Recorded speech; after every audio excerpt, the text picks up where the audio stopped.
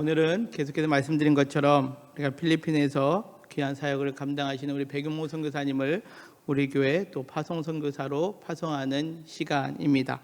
오늘 우리 선교사님의 말씀을 듣는 시간 갖고자 하는데요. 믿음과 응답이라는 제목으로 말씀 전해 주시겠습니다. 우리 선교사님 나올 때 할렐루야로 큰 환영의 박수 우리 하면서 귀한 말씀 듣도록 하겠습니다. 할렐루야.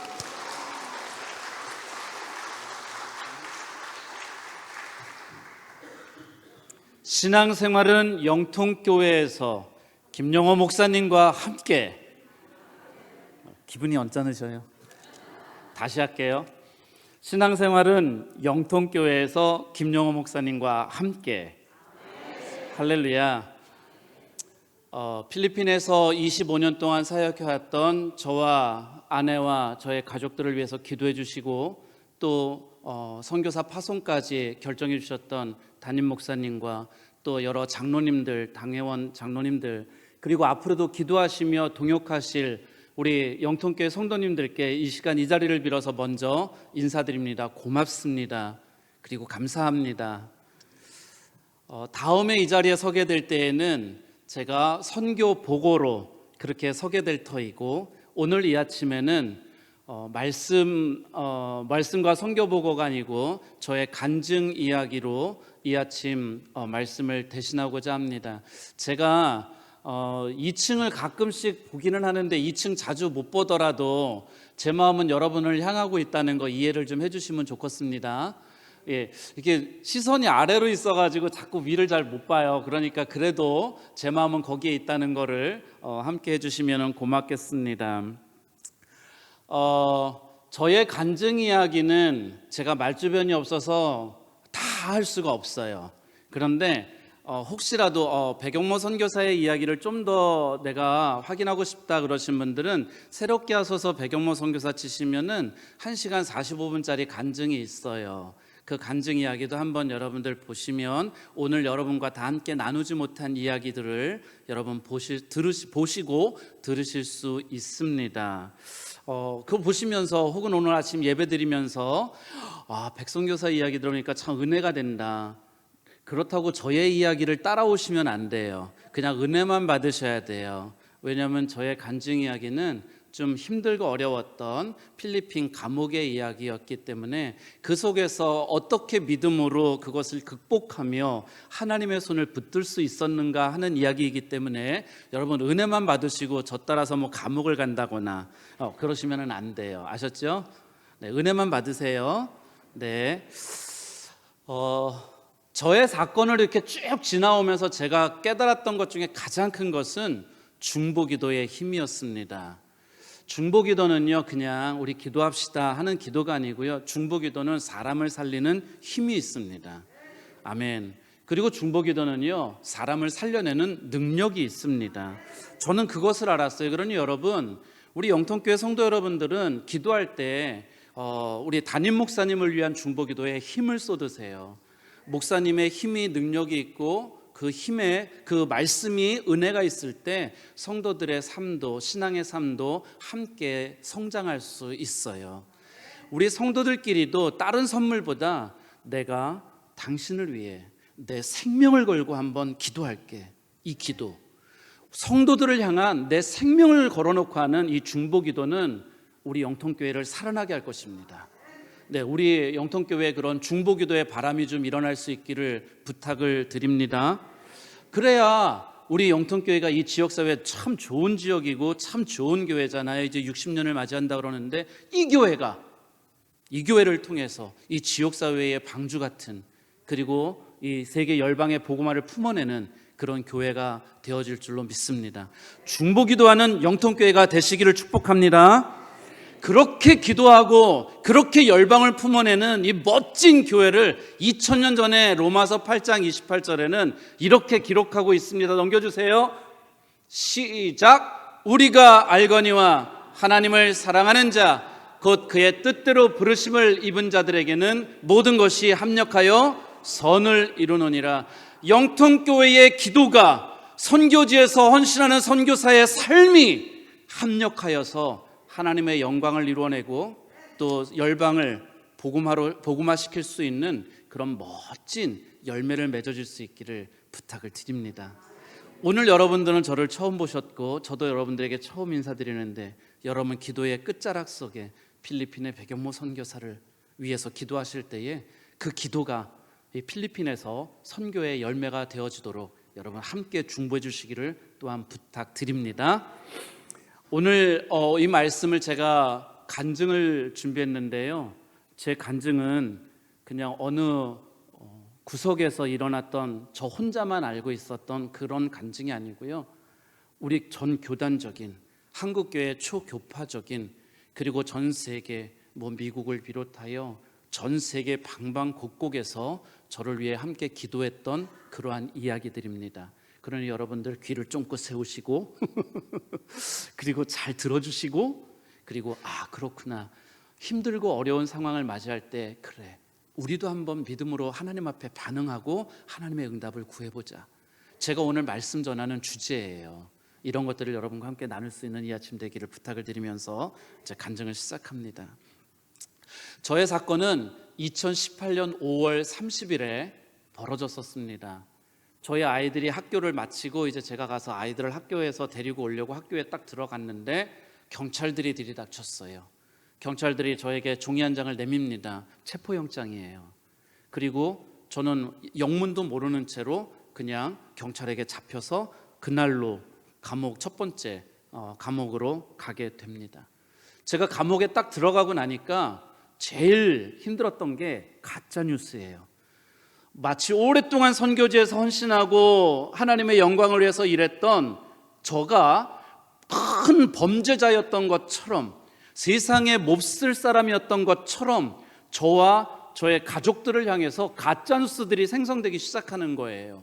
사람들의 입을 통해서, 또 오직 한 언론을 통해서만, 한국교회의 모든 그 많은 언론 중에 딱 한 군데에서만 저희가 나쁜 사람이었다고 언론을 통해서 가짜 뉴스들이 생성되기 시작하는데, 여러분 제가 나중에 설명드릴게요. 가짜 뉴스에 현혹되지 마세요.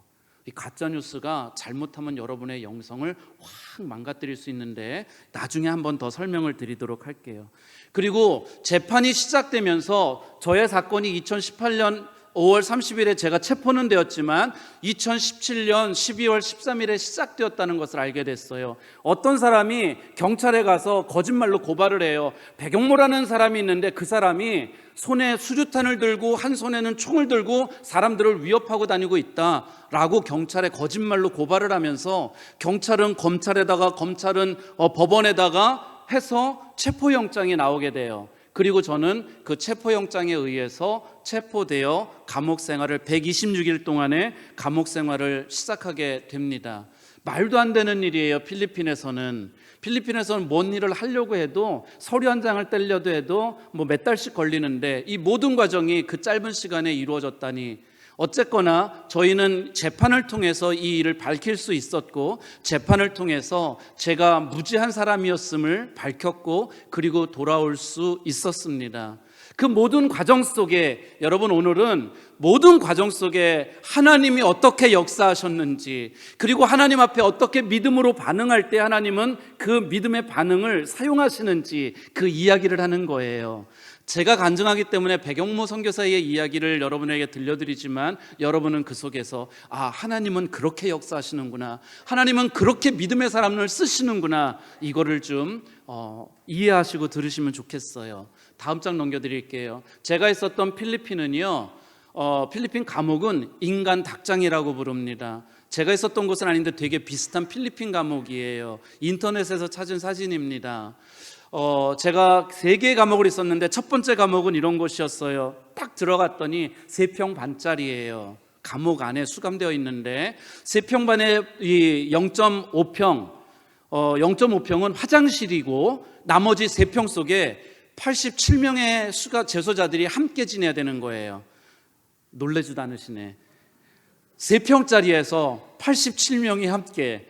여러분 옆에 있는 분들하고 어깨와 어깨를 이렇게 딱 붙이고요, 제가 앉아있으면 제 어깨 옆에 사람이 달라붙어요. 그 옆에 또 달라붙고 있고 또 달라붙고 있고, 87명의 사람들은 3평 속에 그렇게 앉아서 생활을 하고 유일하게 아내가 저를 면회 왔을 때 혹은 다른 분들이 저를 면회 왔을 때만 제가 움직일 수가 있는 그런 상황 속에 제가 놓여지게 되는 거예요. 그렇게 사람들이 너무 많으니까 필리핀은 원래 더워요. 상열의 나라라 그러잖아요. 원래 더운데 그 더운 날에 그 많은 사람들이 함께 몸에서 열기를 뿜어내니까 제 몸에 발진이 일어나는데요. 예전 성경 버전에 보면 욥이 그 너무 힘들어서 상처를 몸을 긁고 상처 그 기와로 긁어도 시원하지 않은데 기와로 생사를 긁으니 얼마나 그 상처가 깊겠어요. 그곳을 개가 와서 핥았더라라고 번역이 되어져 있어요. 그 헌대를 개가 핥더라라고 하는 제가 그 욥의 고통을 이해를 한 거예요. 발진이 올라오는데요. 이 허벅지에서 시작했다가 긁어도 시원하지 않은 게 약을 바르면 조금 괜찮았다가 등짝에 또 약을 바르면 조금 있다가 배로, 또 배에 약을 발라주면 또다시 다리로 온몸을 돌아가면서 이 발진이 가려움이, 그리고 몸에 붉게 올라오는 반점들이 올라오는데 너무너무 힘든 거예요. 그것이 저의 첫 번째 첫 번째 감옥의 이야기였어요. 그리고 밥을 먹어야 되잖아요. 식사를 하는데 그곳은 너무 좁은 곳이라 화장실이 오픈되어져 있고 식사를 하고 화장실에서 한쪽에서는 용변을 보고 한쪽에서는 샤워를 하고 0.5평밖에 안 되니까요. 반평밖에 안 되니까요. 한쪽에서는 밥 먹은 식기를 닦고, 그러니 위생이라고 하는 거는 생각할 수도 없는 그런 상황 속에 제가 47일이라는 시간을 이 첫 번째 감옥에서 보내요. 그러다가 이제 그곳에서 폐결핵에 감염이 됩니다. 두 번째 감옥으로 옮겨갈 때 검사를 했더니 제가 그곳에서 폐결핵에 감염이 된 거예요. 힘들고 어려운 감옥 생활의 시작이었는데 그곳에서 폐결핵에 감염되면서 또다시 더 힘들고 어려움이 이제 들어가게 된 거죠. 그렇게 해서 두 번째 감옥으로 갔어요. 두 번째 감옥을 갔더니 넓어졌어요. 이제는 한 6평 좀 넘어요. 6평 넘어 한 8평 정도 되는데 문제는 사람도 2배로 늘어났어요. 사람이 150명인 거예요, 저희 한 방에. 근데 더 힘든 거는 87명도 화장실을 하나를 썼는데 150명이 이제는 화장실 하나를 써야 돼요. 그러니까 화장실 한번 가려면은 난리인 거예요. 정말 힘을 꽉 주고 기다리고 제가 3시간 반을 기다려보다 화장실을 간 적이 있어요. 너무너무 힘들었던 그런 것이 두 번째 감옥이었어요. 근데 두 번째 감옥에서 어떤 일이 있었느냐면, 어느 날 새벽에 저는 보통 새벽 5시에 폐결핵 약을 먹으려고 제가 있던 방에서 한 20m 바깥으로 나갑니다. 근데 그날 새벽에는 어떤 일이 있냐면 꿈을 꿔요. 제가 꿈을 꾸는데 꿈속에서 세상을 창조하신 하나님을 우리가 창조주 하나님이라고 고백하는데, 그날은 꿈에서 조물주 하나님을 제가 찾고 있는 거예요. 계속 세상을 창조했던 조물주는 기독교적인 용어가 아닙니다. 중성적인 용어예요. 그러다가 제가 눈을 딱 잠에서 깨었어요. 그게 약 먹는 시간이에요. 그래서 약 먹으려고 이렇게 내려와서 바깥으로 나가는데 하나님이 제 마음에 감동을 주시는 거예요. 이사야서. 제가 바깥에 나가서 약을 받아 먹고, 보통은 이 감옥이라는 곳에 움직일 수가 없기 때문에 밖에서 약 먹고요, 이렇게 운동도 좀 해요. 그리고 안 들어가려고 최선을 다해서 늦게까지 있으려고 그러는데, 그날은 약을 받아 먹자마자 바로 들어왔어요. 그리고 이사야서를 펼쳤어요. 이사야서를 하나씩 하나님이 이사야서 감동을 주셔서 무슨 말씀이 있을까? 그러다가 43장에 딱 멈췄어요. 43장 1절 말씀 좀 띄워주세요. 이사야서. 이 말씀을 읽으면서 이 말씀 밑에 내가 너를 구속하였고 내가 너를 지명하여 불렀나니 너는 내 것이라. 1절 말씀에 그 말씀 제가 설교할 때 얼마나 많이 인용을 했게요. 근데 앞에 이 말씀 함께 읽어볼까요? 시작. 야곱아 너를 창조하신 여호와께서 지금 말씀하시느니라. 이스라엘아 너를 지으시니가 말씀하시느니라. 보니까 제가 꿈속에서 조물조물해서 세상을 만드셨던 그 하나님, 너를 지으시니 너를 창조하시니가 거기에 있고, 그 뒤에 내가 너를 구속하였고 내가 너를 지명하여 불렀나니 너는 내 것이라. 근데 이 말씀이 여기서 끝나는 게 아니에요. 2절로 넘어가면 어떤 말씀이 있냐면은, 네가 물가를 지날지라도 그 물이 너를 침범치 못할 것이요 네가 물속에 빠져 죽지 않을 것이다. 네가 불꽃 가운데를 지날지라도 그 불꽃이 너를 사르지 못하리니, 그러니까 네가 불같은 시련 속에 있어도 그 시련이 너를 좌절시키지 않을 것이냐면서 3절로 넘어가는데, 나는 너를 구속한 이스라엘의 하나님 여호와니라. 저는 이 말씀을 들으면서 그날 아침에 아멘 하면서 너무 감사했어요. 왜냐하면 이 두 번째는요, 제가 폐결핵으로 약을 먹는 게 힘든 게 아니라 갱단들이 있어요. 1500명이 함께 지내는 두 번째 과목인데 3개의 갱단이 서로 세력 다툼을 해요. 그러면서 저한테 와서 그러는 거예요. 제 영어 이름이 다니엘인데, 다니엘, 당신이 이곳에서 살아남으려면 우리 갱단의 보호를 받아야 되니 우리한테로 와라. 다른 갱단들은 똑같은 얘기를 하는 거예요. 다니엘, 네가 여기서 살아남으려면 우리 갱단의 조직원이 되어서 여기서 살아남으려면 우리 조직원이 되어야 된다. 근데 제가 갱단이 되면은 되는 걸로 끝나면 좋은데요, 되면은 몸에 그때부터 문신을 해야 돼요. 갱단들이 자기들이 조직원이라고 하는 문신을 해야 되는데 이마에다가 문신을 이렇게 크게 해요. 여러분, 제가 만약에 갱단이 되었으면 거기서 있다가 뭐 다 끝나고 잘 돌아와서 제가 하나님의 역사를 이제 간증합니다 하고 제가 딱 쓰면 여러분들이 제 말씀이 귀에 들어오겠어요. 저 선교사는 이마에다 뭐라고 쓴 거냐, 그것만 바라보고 계실 거 아니에요. 저는 그때는 죽음을 앞에 두고 있는 것이었기 때문에 너무 힘들었었어요. 내가 여기서 살아남으려.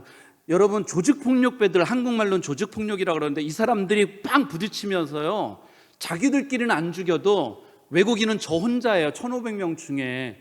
그래서 자기들끼리 빵 사건이 벌어지면서 저가 죽더라도 그 감옥 안이라는 데서는 아무도 거기에 대해서 책임을 안 물어요. 그러니까 거기서 일이 벌어지면 저는 1순위인 거예요. 그러니까 서로 들어와서 우리가 지켜줄게 하는 거였고, 저는 그래서 너무 두려운 상황이었고, 하나님, 내가 이럴 수는 없잖아요 라고 했을 때 그 아침에 하나님은 말씀을 통해서, 이사야서 43장 말씀을 통해서 저를 위로하시면서 나는 너를 구원한 이스라엘의 하나님 여호와니라. 사랑하는 성도 여러분, 여러분들이 힘들고 어려운 상황 속에 놓여질 수 있어요. 그럴 때에도 이 이사야 43장 1절, 2절, 3절의 말씀을 기억하시면 좋겠습니다. 여러분들을 구속하신 그 하나님이 여러분들을 지키실 거라고 하는 그 믿음을 가지고 하나님 앞에 서 있을 수 있기를 축복합니다. 그러면 여러분의 인생은 하나님 앞에 쓰임 받는 거예요. 그러한 삶이 저희가 두 번째 과목에서 힘들고 어려운 때였어요. 그러다가 세 번째 과목으로 옮겨가던 날, 저의 큰딸이 한국에서 직장 생활하다가 직장을 그만둡니다. 저를 돕고 어머니를 돕고 하기 위해서 필리핀에 들어와 있었을 때 이제 저희 세 번째 과목까지 옮겨가던 날 따라와요.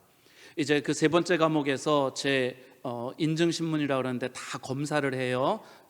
그러고 나서 들어가는 그 앞에까지 딸이 왔었을 때 감옥에서 저한테 매트리스하고 조그만한 선풍기가 필요하니 그걸 가지고 와라 라고 얘기를 하는 거예요. 그래서 제가 큰애한테 내일 매트리스하고 선풍기 조그만 걸 사가지고 와주면 좋겠다 해서 큰애를 보내고 들어가요. 그랬더니 첫 번째, 두 번째보다 상황은 좋아졌어요. 보니까 한 2평 반 정도 되는데 2명만 써요. 저하고 또 한 사람만. 그리고 거기엔 화장실이 있어요. 아무 때나 용변이 필요하면, 용변을 보고 싶으면 사용할 수 있는 거예요. 상황은 좋아졌어요. 근데 침대도 있어요. 근데 철제 침대인데 그냥은 잘 수가 없는 거예요. 이렇게 중간중간에 공간이 띄워져 있는 거라 매트리스가 그래서 필요했던 거예요. 아, 내가 오늘 밤은 그냥 시멘트 바닥에서 자야 되겠구나 하고서 준비를 하고 있는데 갑자기 매트리스가 들어오는 거예요. 그리고 선풍기가 들어와요. 조그만한 종이봉다리로 빵이 담긴 종이봉투가 들어와요. 그래서 제가 그날 다음 날이죠. 저희 큰애에게 물어봤어요. 웬일이었니? 그랬더니 큰애가 집에 돌아가다가 생각하기를, 어차피 내일 아버지 갖다 드리나 혹이라도 오늘 사서 갔다가 감옥에서 받아주면 아버지가 조금이라도 편하게 좀 지내지 않을까 하고 바로 가서 그걸 산 거예요. 그리고 점심도 못 먹었고 저녁도 못 먹은 아버지를 위해서 빵 몇 개를 사가지고 종이봉투에 들려서 함께 왔는데 감옥에서 받아주더라는 거예요. 제가 그래서 87일 만에 처음으로 매트리스를 깔고 위에 올라가 보니까, 그전에는요 이게 영상에는 안 잡힐 텐데 제가 가질 수 있고 있을 수 있는 공간 정말 하나도 안 보고요. 그냥 앉아 있는 거예요. 3평에 87명, 7평 정도 되는 곳에 150명이 있으려니까 저는 그냥 이러고 있는 거예요.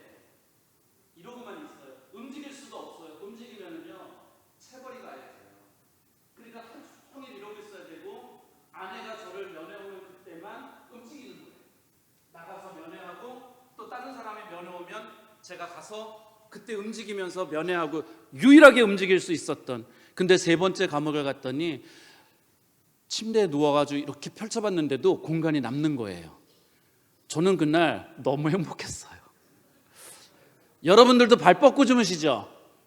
그럼 그걸 보면은 여러분들은 이미 행복하신 거예요. 발 뻗고 주무시는 것만으로도 행복하신 거예요. 네, 아멘. 예, 그러니까 여러분 이제 뭐 더 가지려고 하는 것보다는 있는 거 가지고 행복해하시고 더 나누면서 행복해지시고 그러시면 좋겠어요. 예, 그런 삶의 감옥을 하나, 둘, 3번째로 옮겨가면서 126일 동안의 모든 열정들을 마치며 제가 이제 시간들을 보내다가 나오게 됐는데 다시 3일째로 이제 돌아갈게요. 제가 아이들 학교에서 학생들과 학부형이 보는 앞에서 수갑이 채워져서 감옥으로, 저는 감옥에 가서 경찰 조서 혹은 뭐 검찰 한 번도 만난 적이 없어요. 왜냐하면 이건 조작된 사건이기 때문에 경찰이 저를 뭐 만날 이유도, 검찰이 저를 만날 이유도 없었던 거예요. 그냥 감옥에, 첫날부터 감옥에 보내줘서 그곳에서 감옥 생활을 했던. 근데 이제 3일째로 제가 다시 돌아갈게요. 저에게 적용된 죄목은 불법 무기 소지죄. 그러니까 말씀드린 것처럼 수류탄을 들었고 그리고 총을 들고 사람들을 위협하고 다녔다라고 거짓말로 저를 경찰에 고발을 한 거예요. 어떤 사람이. 저는 목사고 선교사고 우리는 성도잖아요. 우리의 가장 큰 무기는 뭐다? 하나님의 말씀. 아멘.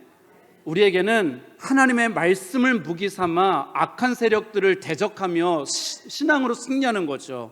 하나님 앞에 기도하기 위해 붙잡은 2손, 이것이 우리들의 무기였는데 목사요 선교사에게 무슨 총과 수류탄이 필요했겠습니까? 근데 제가 이 죄목으로 감옥에 들어간 날, 그 다음 날서부터 바로 우리 교단에서 기독교에 대한 선교교회에 기도운동이 일어나기 시작했어요. 그리고 전 초교파적으로 한국교회에 필리핀의 백용모 선교사를 위한 기도운동이 일어나기 시작했어요. 한국교회 120년 역사 속에 선교사, 구군된 선교사를 위해서 초교파적인 기도운동이 있었던 것은 제가 유일하다고 목사님들이 얘기를 하세요. 그러니 저의 사건이 얼마나 위급했었던지를 보여주는 거죠. 전 초교파적으로 세계 곳곳에서 선교사의 구명을 위해서 기도운동이 일어나기 시작했어요. 미국에서도, 영국 맨 북단 그 끝에서도, 시골의 작은 마을에서도 저의 구명운동을 위해서, 구명을 위해서 함께 기도하는 그런 일들이 시작된 거예요. 그때 저의 아내가 뒤에 앉아 있는데 이따 보실 텐데 청와대 게시판에 국민청원을 올려요. 저의 감옥에 있는, 필리핀에 있는 감옥에 있는 남편 목사님을 풀어주세요 라고 하는 국민청원을 올려요. 한 달 동안 20만 명이 거기에 동의를 해야 되는데 우리 교회 교단만 해도 성도가 몇인데 20만 차는 게 너무 힘든 거예요. 27일까지 왔는데 16만 몇천 정도 된 거예요. 그래서 다들 이거 국민청원 안 될 것 같아 라고 고개를 설레설레 하셨는데 우리 하나님의 역사는 놀라워요. 그 이틀 동안 그게 채워집니다. 그리고 20만 6천 명이 함께 동참해 주셔서 정부가 움직이기 시작을 해요. 그러면서 저의 사건이 조금 더 알려지기 시작하고 조금 더 공정하게 재판들이 이루어지기 시작했습니다. 여러분, 필리핀은요 뇌물공화국이에요. 사실 제가 사역하는 선교지라 미안한 얘기지만 많은 사람들이 그렇게 얘기해요. 그리고 제가 감옥에 가니까 하나도 예외 없이 저를 찾아온, 필리핀에 있었던 우리 목사님, 선교사님, 필리핀 사람들, 한국에서 저를 찾아오시는 목사님들, 뭐 성도님들 모두 저에게 똑같은 얘기를 하는데 뭔 얘기를 하냐면 돈을 준비해라. 돈을 준비해서 권력자에게 돈을 갖다 주면 여기서 나갈 수 있다. 돈 아니면 여기서 못 나간다는 거예요. 선교사님, 당신이 누구보다 필리핀 잘 알지 않습니까? 라고 저에게 이야기하면서 돈을 준비해서 나가자는데 이게 1, 2억이 아니에요. 제가 준비하려면 그 돈이 엄청난 돈이에요.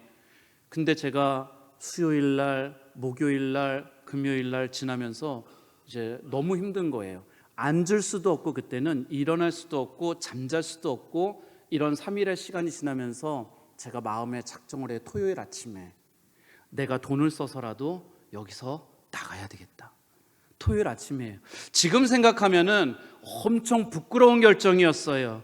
내가 내 생명을 다해서라도 하나님의 영광을 위해서 헌신하겠다고 한 선교사가 상상도 못했던 어려움에 놓여 있다고 내가 돈을 써서라도 여기서 나가야 되겠다. 이 결정을 한 거예요. 그렇게 새벽에 결정을 하고 아침에 저를 면회온 친구 목사에게 부탁을 해요. 한국으로 연락해서 돈 좀 보내달라 그래라. 내가 돈을 쓰면 뭐 며칠 만에라도 나갈 수 있다고 하니 돈을 좀 보내달라고, 보내줄 수 있을 만한 사람에게 얘기 좀 해줘라. 그래서 친구가 그래, 내가 가서 전화할게. 그리고 갑니다. 저는 다시 제자리로 돌아와서 제 무릎 속에 얼굴을 파묻고 기도해요. 한국에서 누군가가 돈을 보내주면 나갈 수 있다고 하니, 하나님, 나 여기서 나갈래요. 너무 힘들어요. 그때 하나님이 제 인생에 신방을 오세요. 제가 고등학교 2학년 때 하나님을 만나며 체험을 하는데, 그때처럼 하나님이 이 스피커를 저 옆에다 놓고 마이크로 얘기하는 것처럼 오늘 함께 읽었던 본문 말씀이에요. 여호와는 나의 목자시니 내게 부족함이 없으리로다.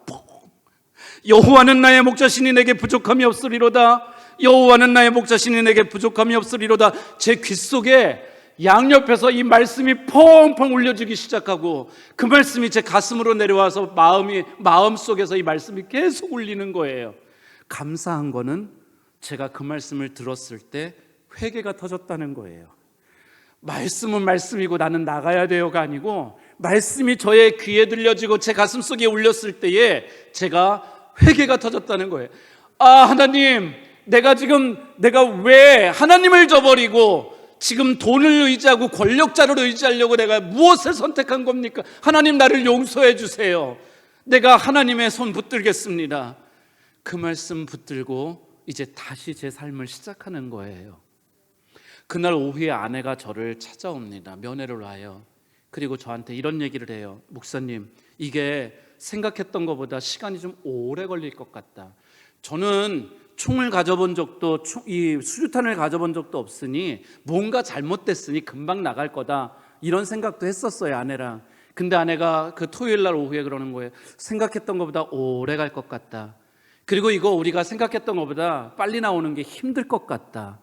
그러면서 하나님께서 천사처럼 당신의 메시지를 저에게 아내를 통해서 보내시는 말씀이, 목사님, 우리가 선교사로 오랫동안 헌신해 왔는데 우리가 세상의 방법으로 이거 해결하지 말고 하나님이 감동 주시는 대로 한번 이 길 가보자. 하나님이 우리를 어떻게 끌어가시는지 하나님이 주시는 감동대로 가보자. 여러분, 지금은 이렇게 얘기하지만은요, 그때는 마음에 우리가 만약에 이 하나님의 감동대로 주시는 것이 만약에 인간적인 결정이어서 잘못된다면 저는 20년을 있어야 되는 거예요, 그 감옥에. 그래서 힘들고 어려울 수도 있었는데 아내가 그 얘기를 저에게 했을 때 저도 그렇지, 우리는 믿음의 길을 가야지 하고 믿음의 선택을 하게 됩니다. 그리고 돈을 써서 해결해서 나가자, 권력자에게 어떻게 연결해가지고 나가자, 이렇게 말씀하시는 분들은 그때부터 저희가 다 끊기 시작해요. 그분들의 이야기는 듣지 않아요. 그리고 우리가 하나님 앞에 기도하는 만큼, 하나님이 우리에게 주셨던 감동만큼 하나님이 인도하시는 그 길을 저희는 가기로 결정을 합니다. 믿음으로 결정했다고 환경이 변하지는 않더라고요. 여러분들도 그런 경험들이 있으실 거예요. 기도했는데 변하지 않는 내 환경. 그런데 하나님은 하나씩 둘씩 준비하고 계시는 거예요. 내가 믿음을 결정했다고 뿅 하고 변하는 게 아니라, 그 믿음의 결정을 했으면 어떻게 이제 반응하는지 믿음으로 하나님 앞에 끊임없이 반응을 하는 것을 하나님은 기다리시는 거예요. 그러니 여러분, 믿음으로 결정하시는 그때가 오면은 믿음의 결정뿐만이 아니라 하나님 앞에 끊임없이 믿음으로 반응할 수 있는 여러분들 되시기를 축복합니다. 그러면 하나님이 여러분의 인생을 또 한번 그의 손으로 붙들어 주시는 거예요. 사람들은요, 제가 그렇게 해서 회개하던 그 순간에 우리 수감자들이 제가 미친 줄 알았대요. 저 한국 사람이 드디어 미쳤구나. 한 3일 잘 견디더니 드디어 미쳤구나. 왜냐하면 제정신 가지고는 외국인은 거기에 있을 수도 없고, 그리고 한 3일 동안 제정신 있는 것처럼 잘 지내더니 눈물 콧물 다 쏟고 자기들은 알아듣지 못하는 한국말로 뭐라고 막 외치면서 미친 사람이 그렇게 해요. 그 안에 제가 미친 사람을 봤는데 미친 사람이 그렇게 하더라고요. 그러니까 그 사람들도 제가 미친 줄 알았다는 거예요. 여러분, 하나님 앞에 결단하고 하나님 앞에 믿음으로 기도할 때 미친 사람처럼 보일지라도 부끄러워하지 마세요. 하나님은 여러분들의 그 눈물 콧물을 보시는 거예요. 여러분이 그렇게 하나님 앞에 다 나를 내려놓고 기도하며 하나님의 자녀로 하나님의 손 붙들 수 있기를 축복합니다. 그럼 그렇게 이제 돈도 권력도 포기하고 선교사가 목사가 그곳에서 있잖아요. 그럼 저는 거기서 뭘 할까요? 126일 중에 3일이 지났을 때 하나님은 제 인생에 신방을 오셨고, 저는 그날 오후에 아내와 함께 믿음으로 이 길을 가기로 했고, 그 다음부터도 123일이라는 시간을 제가 감옥 안에 있었는데, 저는 그 감옥 안에서 뭘 했을까요? 이제 그 이야기를 잠깐 드릴게요. 제가 약을 받아 먹었다 그랬잖아요. 두 번째 감옥에서 제가 방에서부터 한 20m 나가면은 지금 여기 의자 2개보다 조금 더 좁은 공간이 있어요. 거기에 한 150명, 저희 방에 150명이 함께 지내는 사람들이 거기에 가서 필리핀 국가도 부르고 또 바깥 이야기도 듣고 그러다가 들어와요. 근데 그날은 저를 보고 나와서 노래를 하래요. 다니엘, 네가 노래를 한번 해봐라. 목사가 무슨 노래를 하겠어요, 여러분? 가요를 하겠어요? 제가 뽕짝을 하겠어요? 그래서 노래를 하라 그래서 제가 그때는 첫날이라 이제 좋으신 하나님, 이걸 필리핀 찬양이 있어요. 디오사이마부티 디오사이마부티 하면서 필리핀 찬양으로 되게 간단하니까 했어요. 그랬더니 잘했다고 박수를 쳐주더라고요.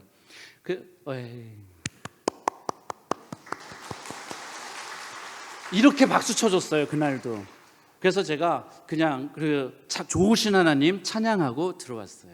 다음 주에요. 다음 주에 또 우리 방 사람들이 다 나가서 거기서 또 해요. 그러더니 절 불러요. 다니엘 일로 앞으로 오세요 해가지고 갔어요. 그랬더니 저보고 또 노래를 하래요. 그래서 내가 지난주에 앙디오사의 마부띠 찬양을 했는데 요번에는 우리 다 같이 그 찬양을 하면 내가 다른 노래를 할게. 같이 할래? 그랬더니 한대요. 이 찬양이 되게 간단하잖아요. 우리가 한국말로 우리가 찬양해 볼까요? 좋으신 하나님, 좋으신 하나님, 좋으신 하나님, 참 좋으신 나의 하나님, 주님의 높고 위대하심을 내 영혼이 찬양하네. Then sings my soul, my Savior God, to thee.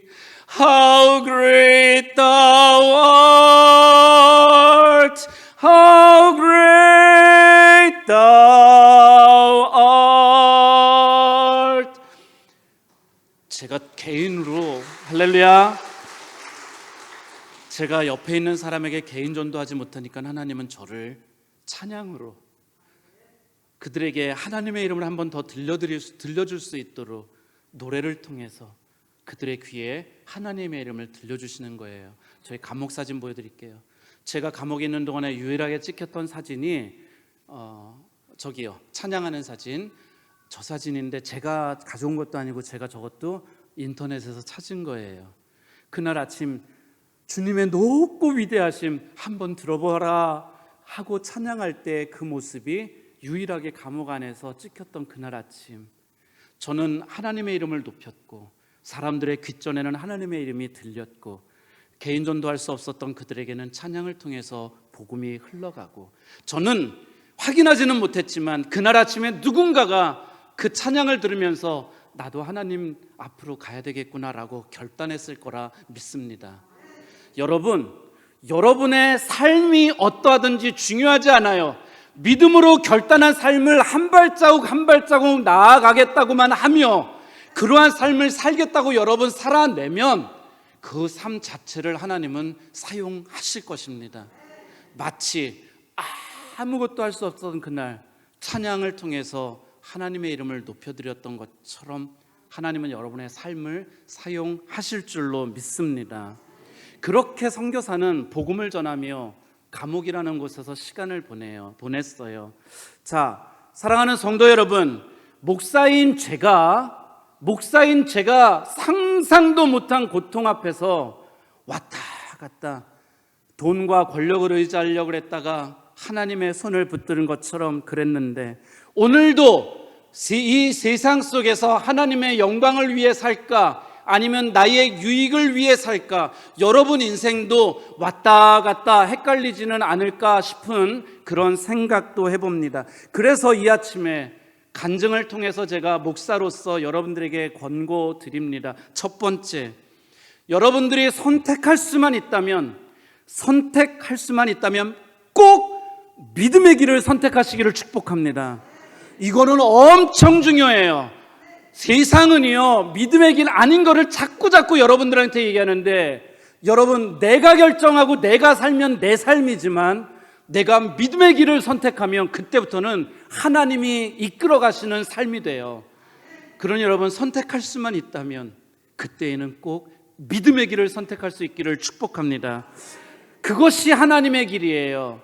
그리고 하나님의 역사를 일으켜야 되는데, 하나님의 역사는 어느 날 갑자기 일어나지 않습니다.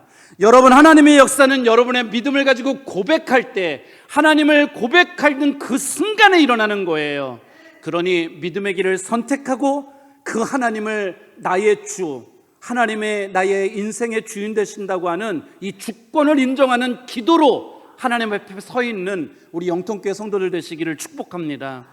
그렇게 하나님 앞에 하나님의 역사를 위해서 믿음으로 고백하고 간절히 기도할 수 있는 우리 영통교회 성도들 되시기를 다시 한번 부탁드립니다. 그리고 두 번째는 앞에 말씀드렸던 가짜뉴스예요. 여러분, 가짜뉴스에 속지 마시는데, 특별히 우리는 성도로서 이 신앙의 가짜뉴스들이 있어요. 뭐냐면은, 하나님이란 분이 당신 인생에 관심이 있으시냐? 아니다. 그거는 그냥 교회가 하는 얘기다 라고 자꾸 세상은 여러분들한테 이야기해요. 하나님은 여러분 인생에 관심이 없는 분이다라고 이야기해요. 그런데 우리 요한복음 3장 16절 기억하시지요?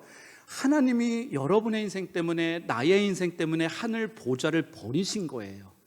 내 인생에 관심이 없었다면 왜 하나님이 하늘 보좌를 버리셨겠어요? 하나님은 여러분 한 사람 한 사람의 인생에 깊은 관심을 갖고 계시다는 거, 이거 잊지 마세요.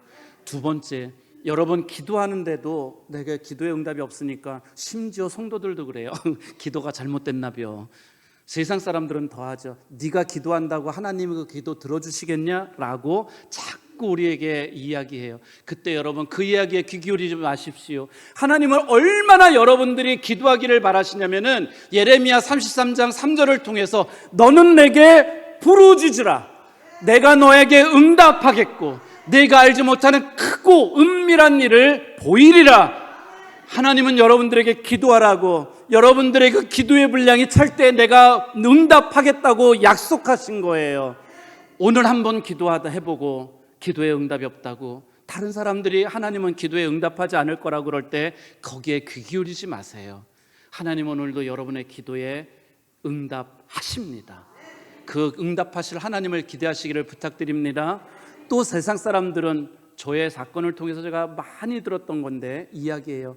이것도 해보고 저것도 해보고 저것도 해보다가 하나 걸리면 그게 하나님이 당신한테 허락하시는 거 아니냐라고 자꾸 우리들의 시간과 에너지와 물질을 소비하도록 자꾸 사람들이 옆에서 그런 우리에게 그런 재촉을 해요. 근데 여러분, 이거 정말 중요한 건데, 이 방법 저 방법 써보려고 애쓰고 노력하면서 시간 보내고 에너지 소모하고 돈 낭비하다가 아무것도 없이 시간만 가는 경우들이 여러분 허다합니다.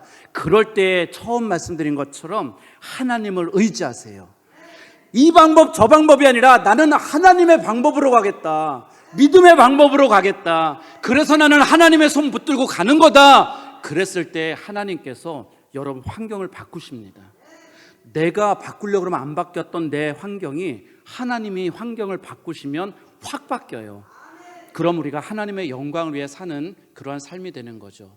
이것을 시편 37편 5절에 네 길을 여호와께 맡기라, 그를 의지하면 그가 이루시겠고, 그런 여러분 인생을 하나님에게 맡겨놓고 그 믿음의 선택을 가지고 한 걸음 한 걸음 믿음의 삶을 살 수 있기를 축복합니다.